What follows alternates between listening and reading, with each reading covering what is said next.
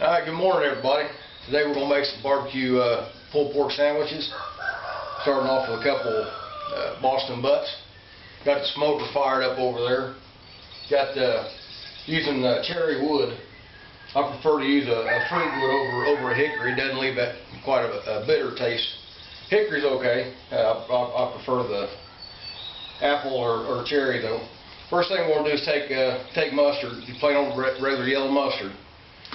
And we're going to smear this over the butts. This just works as a binder, just help hold the dry rub on. Now some people put the dry rub on the day before, let it set and marinate. You can do that. I don't think it makes a whole lot of difference unless you're actually using a marinade. You know, the spices really doesn't get down into the meat. It makes a nice crust, and that's good. But actually getting down into the meat, it doesn't do much without injecting it or something to that effect. So just gonna put it on at the last minute. Use this as a binder, like I said, and give the dry rub a base to adhere to. And what the dry rub is, it's a combination of just open here. It's about 3/4 cup of brown sugar, half a cup of paprika, about a teaspoon of garlic powder, a teaspoon of onion powder, half a teaspoon of cayenne pepper, black pepper, and about a half a cup of coconut sugar. The reason why I use coconut sugar, I use brown sugar too, I don't know if I said that, but brown sugar and coconut sugar, they both have a little bit different flavor.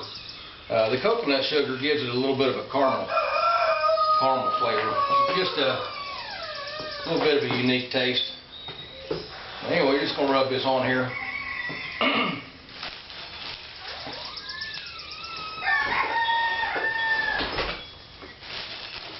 It's all nice and coated.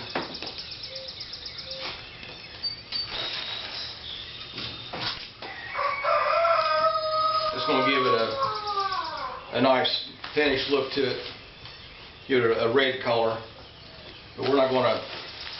What we're going to do is we're going to cook it, smoke it for about an hour and a half, maybe 2 hours, and then we're going to wrap it up. We're going to wrap it up in foil and let it finish cooking. This basically takes about an hour a pound for the meat. These are 8-pound butts. Each of them are 8 pounds each. So it should take about 8 hours. But I think we'll get done a little bit quicker because on my smoker, there's really not a good way to regulate it. You got the bottom vent and the top vent, but about 300 it seems to be about temperature that the lowest temperature I can maintain. The lowest temperature I can maintain for any amount of time. So you really want to cook at 250, 275, but I can't do that for the most part, so I'm going to do it around 300. Now what I did, yeah, I'll do it. Alright, as you can see, I've got the indirect heat. I've got a big mound of charcoal on that side, and I've got cherry wood on top of it to produce the smoke. After I get it going, actually we'll shut it down here in just a minute. Shut the vents down and try and control the temperature just a little bit. But we're going to put the pork butts over here on this side, not over top of the direct heat. So we'll get that on there, and I'll be back in a minute. Alright, so there's the butts on the grill, on the smoker. Going to add just a little bit more cherry wood to it. I'm going to have to leave here in a minute. I got to take my grandson to the doctor, so just going to let this smoke for probably an hour or so. It's going to be on its own for an hour or so, but it'll be all right. Shut the vents down, and I'm not going to shut them completely off, the top vent anyway. Bottom vent will shut all the way because it leaves a little bit of an air gap. It's still going to be able to burn. But anyway, we're going to cook that let it smoke for hour and a half or so, and then, like I said, we're going to wrap it up and get back with you and Show you what it looks like in about an hour and a half. Alright, and what I didn't show you, last night I made up some coleslaw. I'm going to put this on top of pulled pork. Yeah, we're in Indiana and that's not common around here, but I'm not quite common, so I like coleslaw on my pulled pork. Anyway, it's a simple recipe. All it is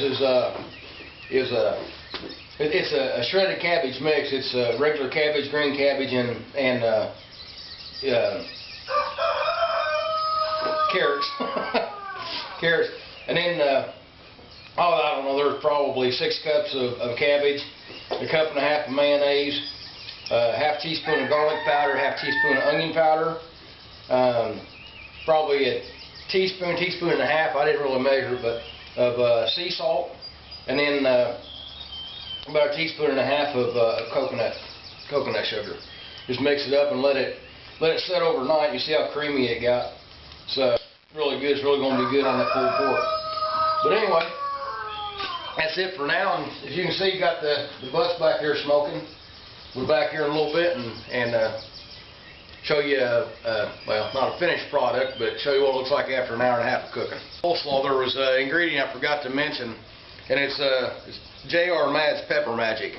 It's made by Mary and Kay Spices, just a few miles south of here, Brownstown, Indiana. Anyway, it's just a combination of black and white pepper, green pepper, red pepper, coriander, and other natural spices.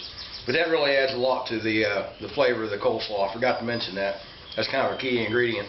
I mean, you can do without it, and it's good, but this really sets it apart. So I don't know if you can see it, but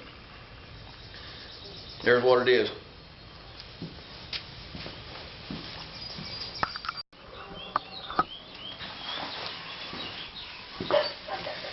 Alright, we're back. This after about 3 hours of cooking. Like I said, I had to take my grandson to the doctor, and that was a little bit more of an ordeal than what I expected. So I was going about 3 hours, but the fire pretty much died down. But that's what we got. Got a nice bark on there. It's not burnt. That's seasoning. The dark is just seasoning right there. So we got a good smoke going there. What we're going to do now, we're going to roll them up in foil and finish cooking them. Another 4 hours or so. Depending on how hot the heat is.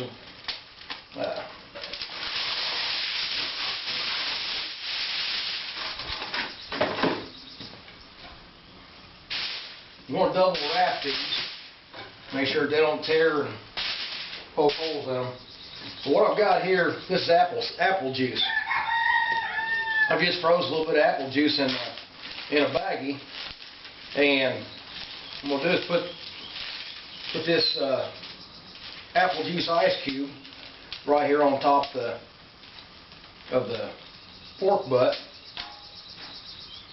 When that cooks down, that'll simmer, put that apple juice up inside the roast.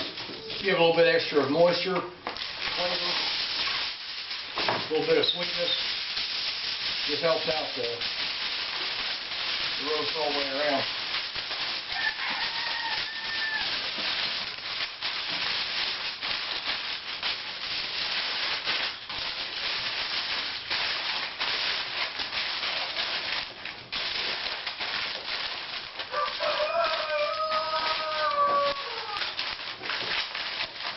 It's really not going to hurt if it does fall off. It's still going to cook and permeate up into the meat. So if you got it on top, it just oozes down and cooks in that way. So that's what I prefer to do. I'll wrap this up good.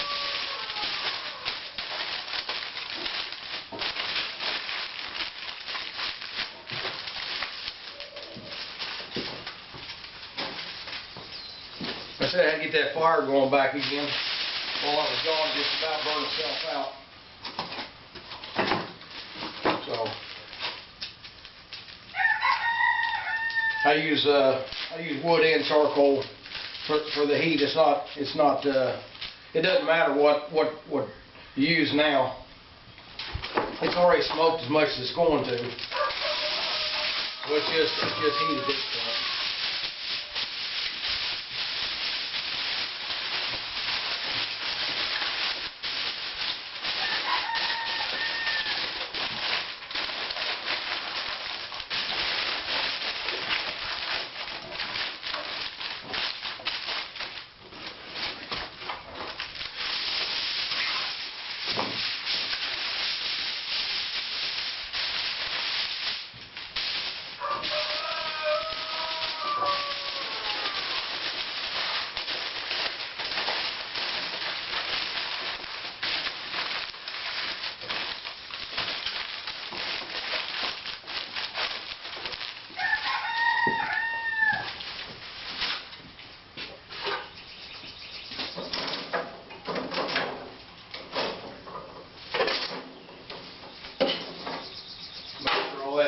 more wood's down on the end, so it's not gonna burn the meat. It's gonna cook it like an oven now.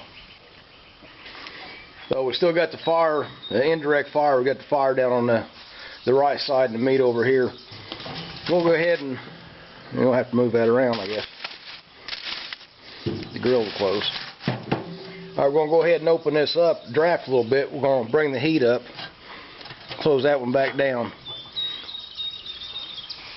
We'll keep that at about 300 degrees and go about another 4 hours. It should be done. So we'll let it cook, and I'll get back with you in a little bit. All right, we're back. The butt cooked for about 8 hours. Longer than what I expected it to, but that's all right. It didn't hurt it any. There's what it looks like. And after it's cooked, it's been sitting over on the other grill off the heat for about 45 minutes, letting it rest, absorb some of the juices back in it. Take a taste of them. That's hot.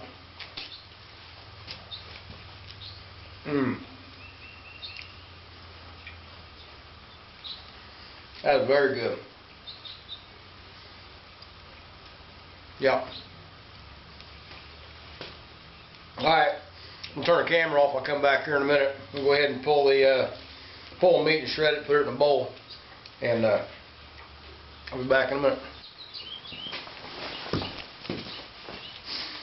Alright, just wanted to show you these used tongs to tear us apart with. You know, it's still pretty hot, but it's a lot easier when you use tongs. The fat, you can just separate it off real easy and pick out the good meat.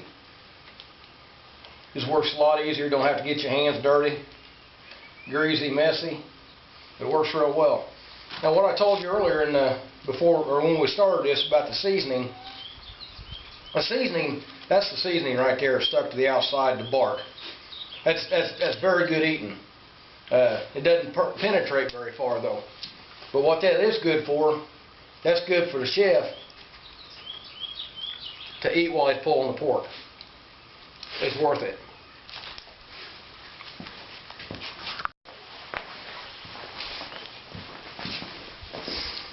Alright, now we're fixing to build the best barbecue sandwich you ever had. Yeah. I don't know if it's the best you ever had, but it's one of the best. I promise you. This is awesome. It's not hard. It's just stay with it. Just let it cook. Barbecue sauce. I like KC Masterpiece. Back many years ago, I was on a crusade to figure out to make the best barbecue sauce out there, and I probably made 100 different recipes and variations, and a lot of them I liked, a lot of them I didn't, but I haven't found any that's any better than that there. That's my opinion. Here's the coleslaw that I made up last night. It's been sitting, letting the flavors marry. Throw some coleslaw in there. Now, that right there is it. See y'all next time. It's Brian from Indiana Outdoors. Thanks for watching, and God bless.